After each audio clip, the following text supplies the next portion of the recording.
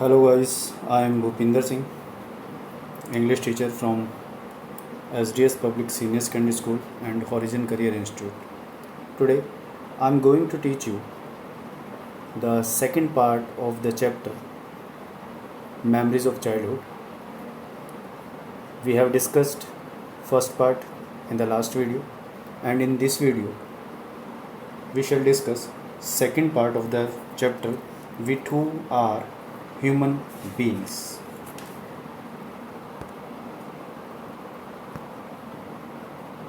As I told you before, in this chapter there are two stories. First one, which you have known, which was about Jitkala sir, and second one is about Bama. So let's know about the Bama. Bama is the pen name of a Tamil Dalit woman from a Roman Catholic family.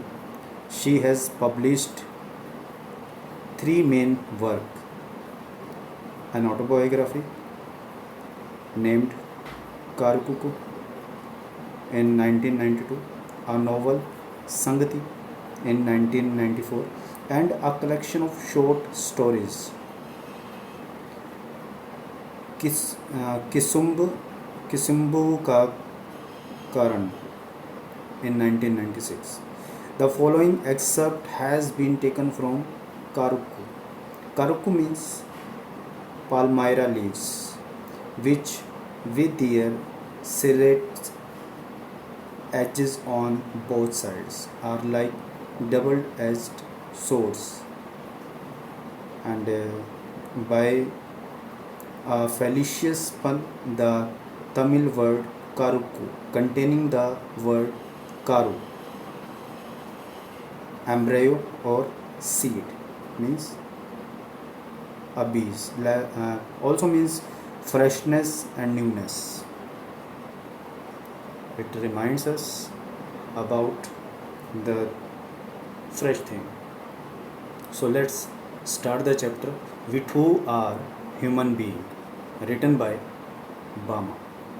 When I was studying in the third class, I had not yet heard people speak openly of untouchability, but I had already seen, felt, experienced, and been humiliated by what it is.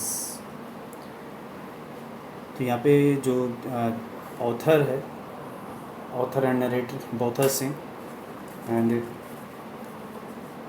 She is saying कि जब मैं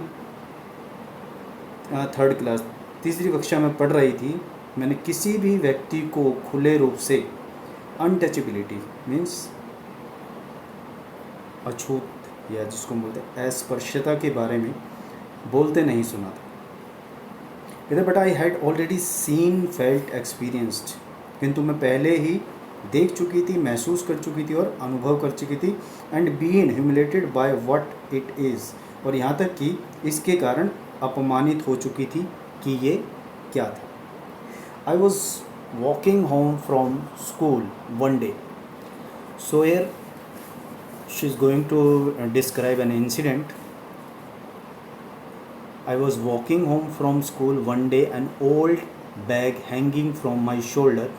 It was actually possible to walk the distance in 10 minutes.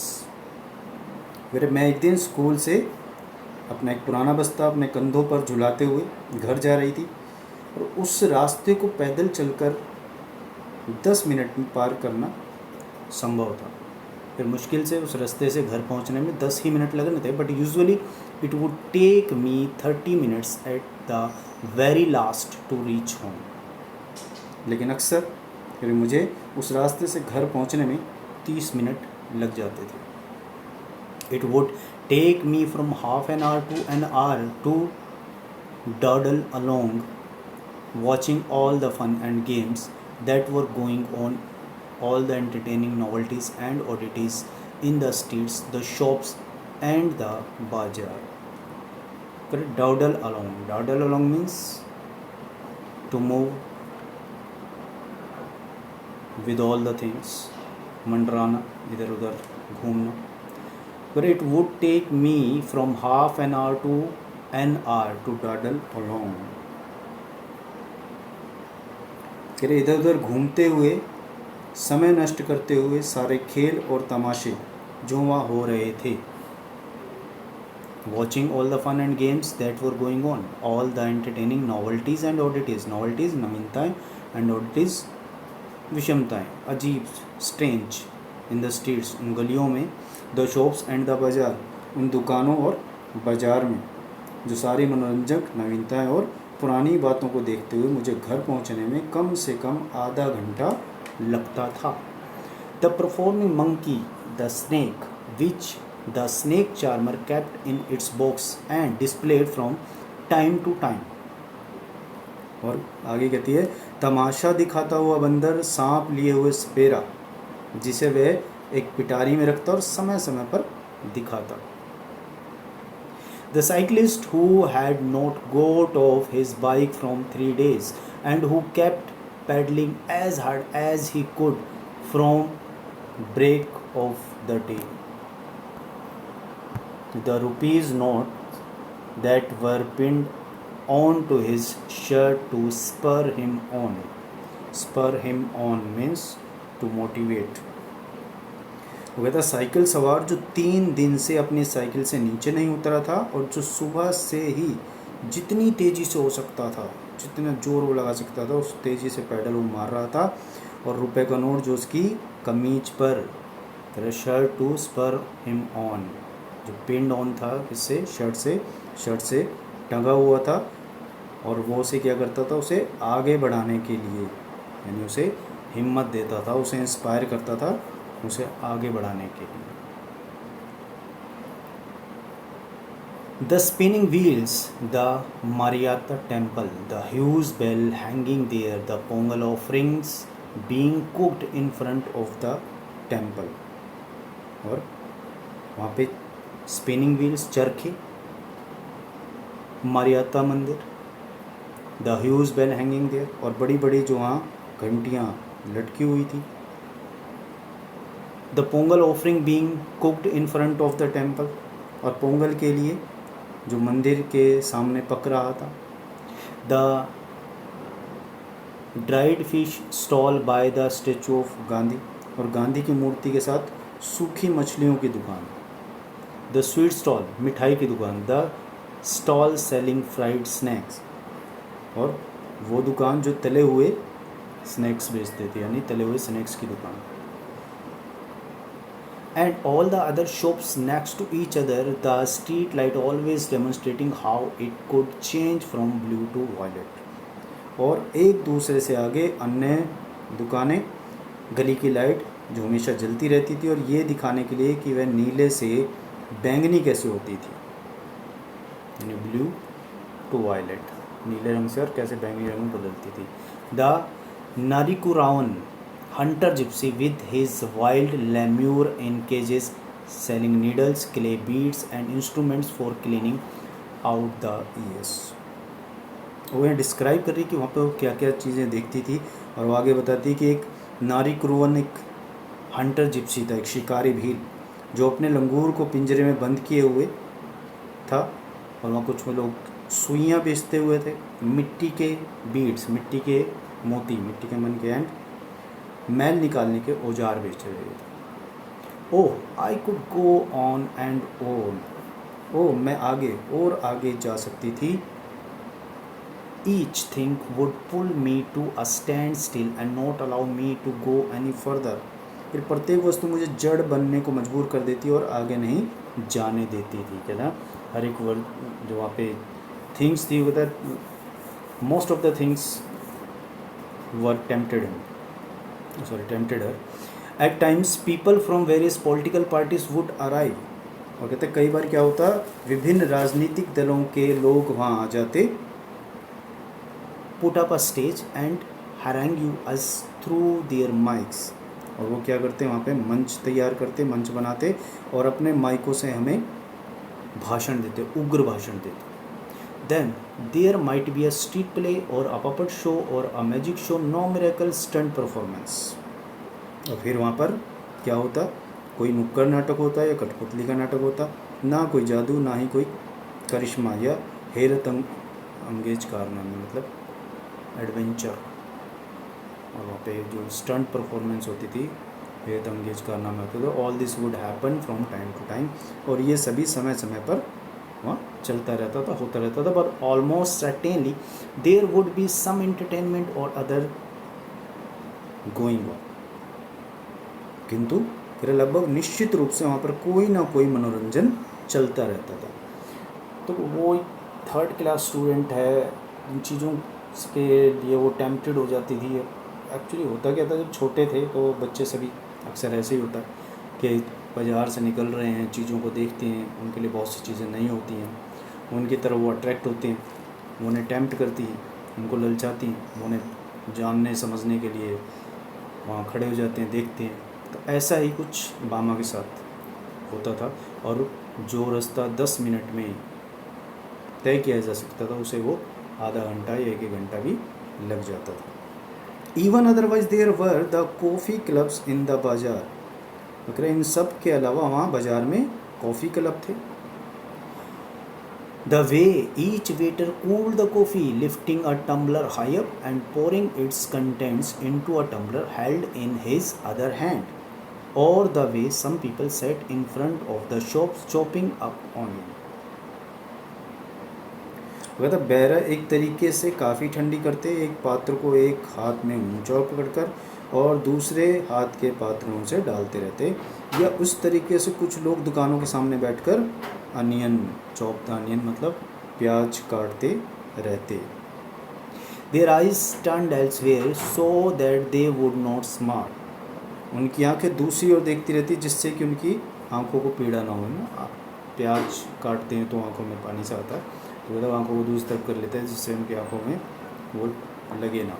और the almond tree growing there and its fruit which was occasionally blown down by the wind, फिर वहाँ पे जो almond tree थे, यानी जो बादाम के पेड़ थे जो वहाँ उगा हुआ था, और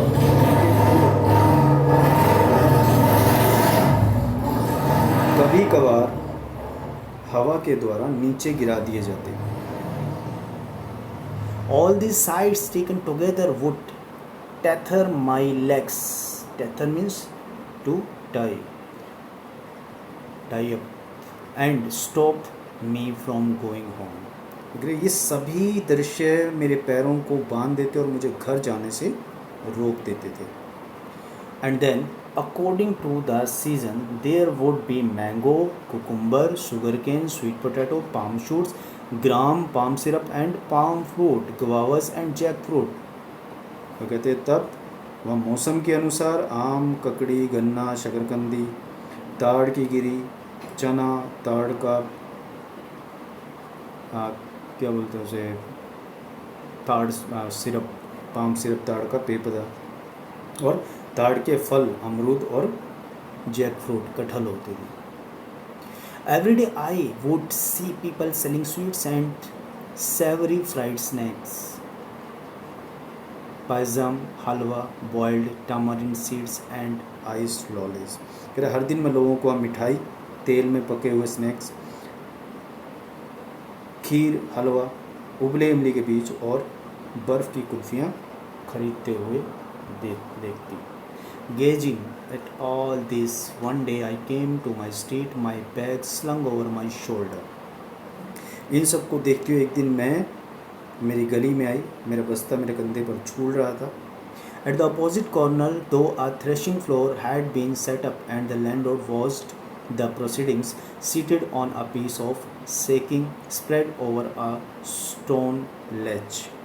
और दूसरे विपरीत कोने पर यद्यपि अनाज निकालने के लिए एक ग्राउंड, ज़मीन तैयार की गई थी, खलिहान तैयार किया गया था, और जमींदार इस प्रक्रिया को देखते हुए एक पत्थर पर बोरी का टुकड़ा बिछाकर बैठा हुआ था।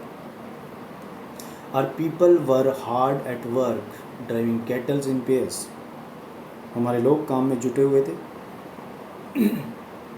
drawing kettles in pairs round and round to tread out the grain from the straw. The animals were muzzled so that they would not help themselves to the straw.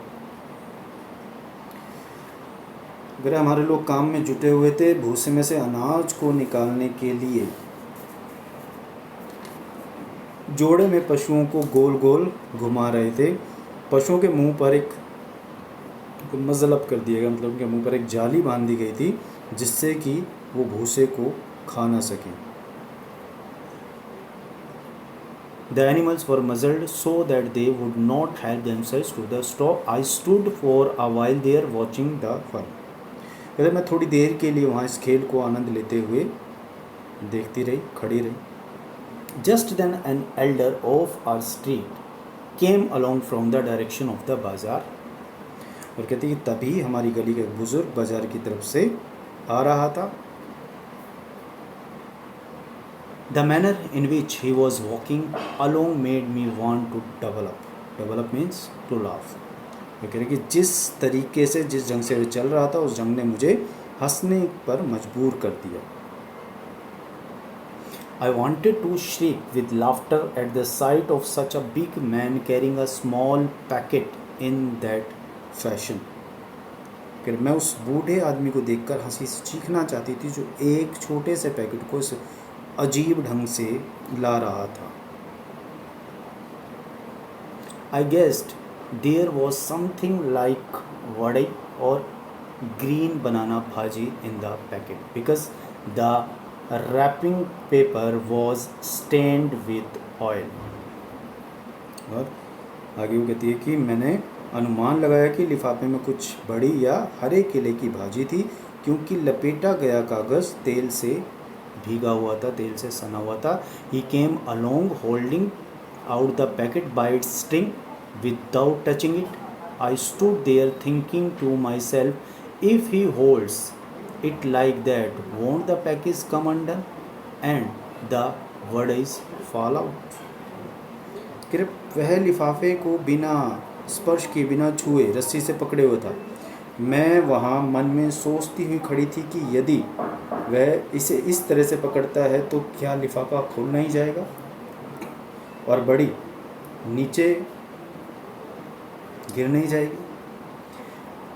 The elder went straight up to the landlord, bowed low and extended the packet towards him. बुजुर्ग आदमी सीधा जमींदार के पास गया, थोड़ा सा झुका और लिफाफे को उसकी तरफ किया। Cupping the hand that held the string with his other hand. उस हाथ को जो रस्सी पकड़े हुए था को दूसरे हाथ से पकड़ते हुए। The landlord opened the parcel and began to eat the vadi. और जमींदार ने लिफाफा खोला और वड़ी खाने लगा। After I had watched all this, at last I went home. कि जब मैंने ये सब कुछ देख लिया तो अंत में मैं घर चली गई। My elder brother was there. I told him the story in all its comic detail. मेरा बड़ा भाई वहाँ था और मैंने इस कहानी को उसके मजाकिया विवरण के साथ सुनाया। I fell about with laughter at the memory of a big man and an elder at that, making such a game out of carrying the parcel. मैं उस बड़े आदमी और जो बुजुर्ग था इस प्रकार से packet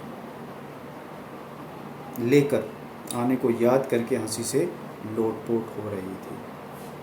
but Anna was not amused, लेकिन अन्ना मतलब उसका बड़ा भाई अन्ना खुश नहीं था, प्रसन्न नहीं था। Anna told me the man wasn't being funny when he carried the package like that.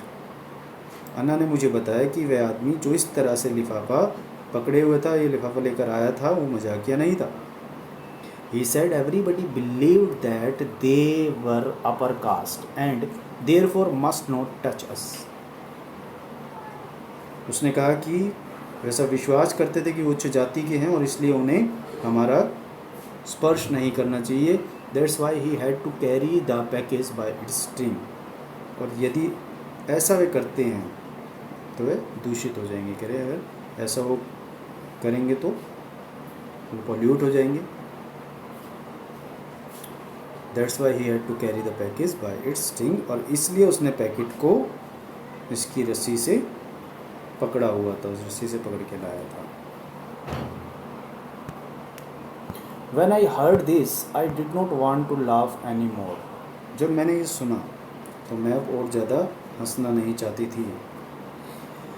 And I felt terribly sad. और मुझे बहुत दुख हुआ, बहुत दुख महसूस हुआ.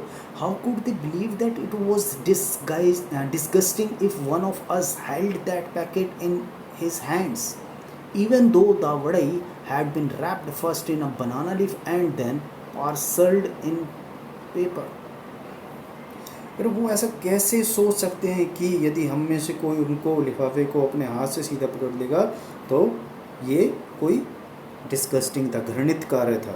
यद्यपि बड़ी पहले केले के पत्ते में लपेटी जाती है और बाद में कागज़ के लिफाफे में डाली जाती है. I felt so provoked and angry that I wanted to touch those wretched vadais myself straight away. मैं बड़ी उत्तेजित और क्रोधित हुई कि मैं उन दुष्ट बड़ियों को सीधे अपने हाथों से पकड़ना चाहती थी. Why should we have to fetch and carry for these people? I wondered. हमें इन आदमियों के लिए चीज़ें क्यों लानी चाहिए, मुझे आश्चर्य हुआ. Such an important elder of ours goes meekly to the shops to fetch snacks and hands them over reverently, bowing and shrinking. फिर हमारा एक मुख्य बुजुर्ग विनम्रता से दुकान पर कुछ स्नैक्स लेने जाए और उन्हें बड़े सम्मान से झुकते हुए और कांपते हुए उस आदमी को पकड़ा दे. Bowing and shrinking to this fellow who just sits there and stuffs them into his mouth. The thought of it infuriated me. Infuriated means to make angry. कह रहा है कि उस आदमी को पकड़ा दे जो केवल वहाँ बैठा है और वो उन्हें मुंह में डाल लेता है. इस बात के विचार ने मुझे क्रोधित कर दिया. How was it that these fellows thought so much of themselves? तो ऐसा क्यों है कि लोग अपने बारे में इतना सोचते हैं? Because they had scraped 4 coins together. Did that mean they must lose all human feelings? क्योंकि उनके पास 4 सिक्के इकट्ठे हो गए हैं तो इसका मतलब ये नहीं कि वे सारी मानवीय भावनाएं भूल जाएं. But we too are human beings. किंतु हम भी इंसान हैं, हम भी मनुष्य हैं. Our people should never run these petty errands for these fellows. We should work in their fields, take home from our wages and leave it at that. हमारे लोगों को इस तरह इन आदमियों की सेवा में नहीं दौड़ना चाहिए. हमें उनके खेतों में काम करना चाहिए, अपने घर अपनी मजदूरी लानी चाहिए और यह सब छोड़ देना चाहिए. My elder brother, who was studying at a university, had come home for the holidays. He would often go to the library in our neighboring village in order to borrow books. फिर मेरा बड़ा भाई जो विश्वविद्यालय में पढ़ रहा था, छुट्टियों में घर आया हुआ था. वह अक्सर पास के गांव के पुस्तकालय में पुस्तकें उधार लेने के लिए जाता था. He was on his way home one day, walking along the banks of the irrigation tank. एक दिन वह घर की तरफ आते हुए सिंचाई के तालाबों के किनारे पैदल आ रहा था. One of the landlord's men came up behind him. He thought my Anna looked unfamiliar and so he asked, "Who are you, Appa? What's your name?" तो कहते कि तभी क्या हुआ, जमींदार का एक आदमी जो उसके पीछे आया उसने सोचा मेरा अन्ना अपरिचित लगता है, इसलिए उसने उसका नाम पूछ लिया. अन्ना अप्पा तुम कौन हो और तुम्हारा नाम क्या है? Anna told him his name immediately. The other man asked, "Thambi, on which street do you live?" क्या अन्ना ने उसे अपना नाम बता दिया. इतने में दूसरे आदमी ने तुरंत पूछा, "थाम्बी, तुम किस गली में रहते हो?" The points of this was that If he knew on which state we lived, he would know our caste too. तो उसका ये पूछने का मतलब था कि यदि उसे मालूम हो जाता है कि हम किस गली में रहते हैं तो वह हमारी जाति भी जान जाता. Anna told me all these things and he added, because we are born into this community, we are never given any honor or dignity or respect. फिर अन्ना ने मुझे सारी बातें बताई और उसने आगे कहा, क्योंकि हम इस समुदाय में पैदा हुए हैं, हमें कोई मान या सम्मान नहीं दिया जाता. हमें हर चीज़ से we are never given any honour dignity और respect. We are stripped of all that. और हमें हर सबसे वंचित कर दिया जाता है. But if we study and make progress we can throw away these indignities. किंतु यदि हम पढ़ाई करें और उन्नति कर लें तो हम इन इनडिग्निटीज़ को, अपमान को, तिरस्कार को दूर कर सकते हैं. So study with care, learn all you can. इसलिए ध्यान से पढ़ो और जितना तुम सीख सकती हो सीखो, जितना तुम पढ़ सकती हो पढ़ो. If you are always ahead in your lessons, people will come to you of their own accord and attach themselves to you. यदि तुम हमेशा अपनी पढ़ाई में आगे रहोगी, लोग अपने आप तुम्हारे पास आएंगे और अपने आप को तुमसे जोड़ेंगे. Work hard and learn. The words that Anna spoke to me that day made a very deep impression on me. कठिन परिश्रम करो और सीखो. फिर अन्ना ने जो शब्द मुझे उस दिन कहे उन्होंने मुझ पर गहरा प्रभाव डाला. And I studied hard with all my breath and being in a frenzy almost. As Anna had asked, I stood first in my class and because of that many people became my friends. और मैंने बड़े परिश्रम से, पूरी लगन के साथ और अत्यधिक उन्माद के साथ अध्ययन किया, यानी बहुत जोश के साथ पढ़ाई की. जैसा कि अन्ना ने प्रेरित किया था, मैं अपनी कक्षा में प्रथम आई और उसके कारण बहुत से लोग मेरे मित्र बन गए. So guys, it was the second story of your lesson Memories of Childhood. This is an extract from your supplementary reader book Vistas. I hope you will get understand very well. We shall discuss next chapter in next video. Till then, be happy.